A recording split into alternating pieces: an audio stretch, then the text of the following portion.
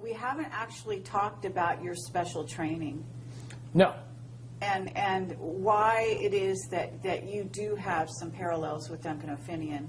And so having talked about the sort of Defense Authorization Act, at least on a very surface way, and explained that that is your motivation, can we actually go down that road to where we talk about where you've been and some of the information you have? Because you're, I don't know if it's your clearance level that gave you that, you know, the additional information about black projects and about certain aspects of, well, to name Area 51 specifically, possibly other places that you haven't told me about yet. Do you want to go, you know, start down that road slightly? Sure. The level of secrecy and secret facilities and the capabilities of our nationally kept secrets would shatter most people's imagination of what is possible. Area 51, Los Alamos, Dulce, 100 other top secret bases where information is kept or hidden from the public in general, it would be very hard to accept that all of this information that is currently held secret and classified is actually real. And you know this because why? Because I've experienced things in the military that I've then told people about, and by and large, people that have never held a top secret clearance would call me either, at the mildest, a liar, the greatest accusation, crazy. Certainly my experience at Area 51 and PSI training and what I learned there and the abilities that evolved from that training session that we all seem to pick up on rather easily were most easily described to the layman as Jedi skills. It's very easy, if you know what I know, to see the correlation between what happens in the movie in the Jedi training and what happens in Area 51 and PSI training. Certainly, we in the Nines all possessed a certain level of intuition and ability that would seem advanced to anyone who watched us use it. Can you elaborate on what you may have come across? Because if you're using these abilities, you're in Area 51, at what level did you go down to, or whatever? Are you aware of off-world craft? And I mean, you know what's out there in I'm not sure how much you know about Camelot, but I assume that you know the general amount of information on the internet. What can you substantiate having personal sort of knowledge of?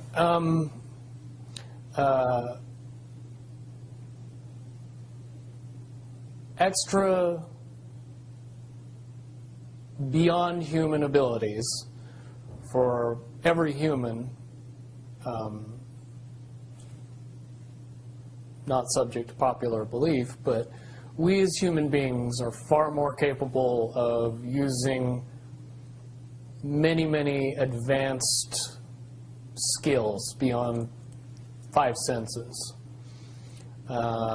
With a little bit of training and the knowledge that it was actually possible, most people could accurately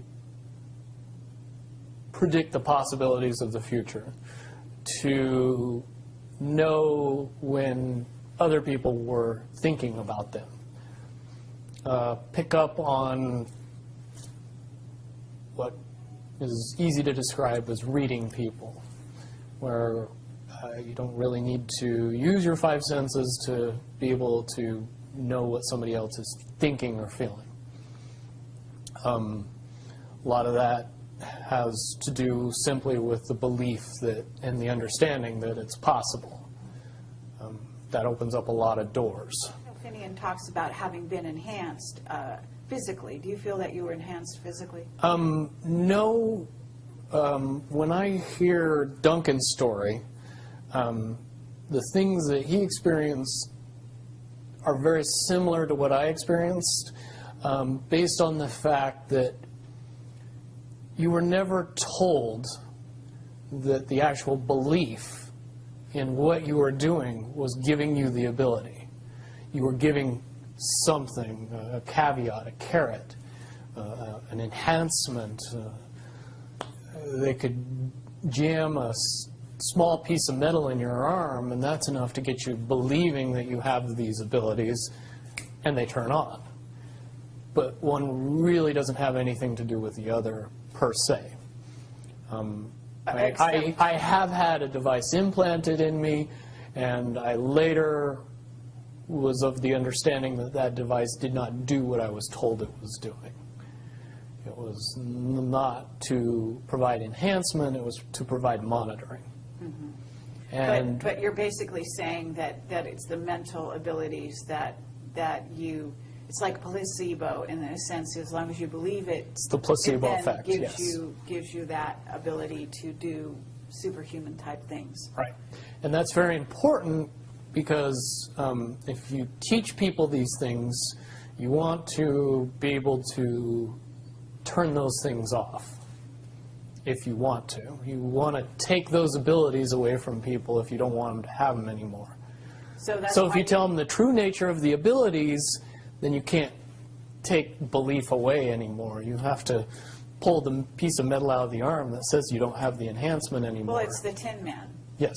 And, being told that he doesn't have a heart, he needs to have a heart installed, when in fact he had a heart all along. Exactly. Or maybe that's the lion, I forget who, but several. Lion was courage, but yeah. Yeah, several of the beings in that story.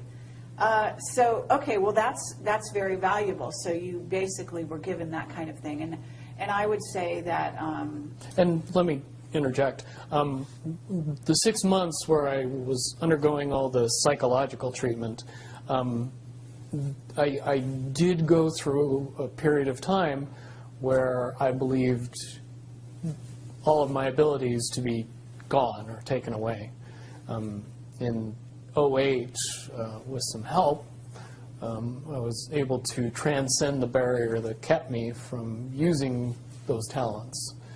And now I've been able to refine and enhance those abilities far beyond the levels that I had in the military, which comes in handy when cops chase your cell phone GPS. Okay, absolutely. All right, so, but to get back to Area 51, and I understand that at this point you would be violating a security oath to talk about it, right? Let me put it in terms that it's easier for me to say and not have to go into the details of how I know, but just that I know. I'll present it to everybody very simply. What could be so important at Area 51 that would require the level of secrecy that is in existence around that facility? Well, certainly if I said that we kept the U.S. space fleet there, and that space fleet was what we would understand to be UFOs, even though the technology is easy to describe and easy to talk about and easy to educate people on, you need a lot of background in the evolution of the science that makes those things possible to be able to accept that the U.S.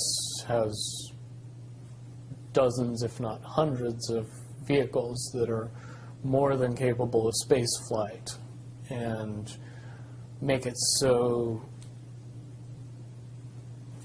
we would have a fleet of vehicles that would be seemingly extraterrestrial. And the reason that that has to be kept that way is because if you know that those vehicles exist, you start to question the technology that they're based on.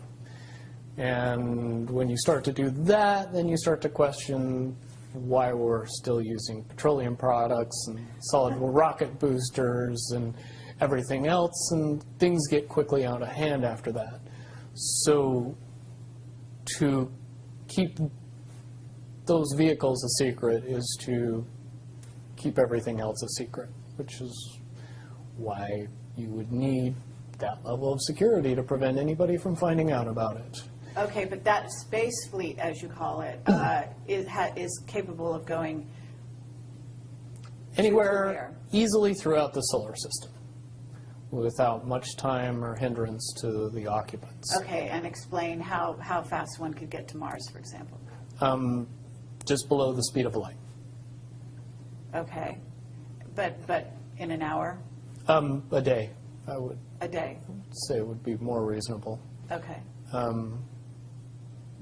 Incredibly fast. Okay, have you seen these vehicles yourself? I've seen one type of one vehicle. Okay. And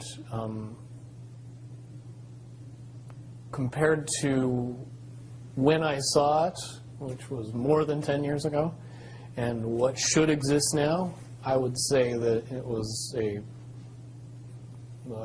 tinker toy bucket of parts compared to what we should have in existence now, based on the evolution of the technology that I know. As far as off-world bases, I do not possess any personal knowledge.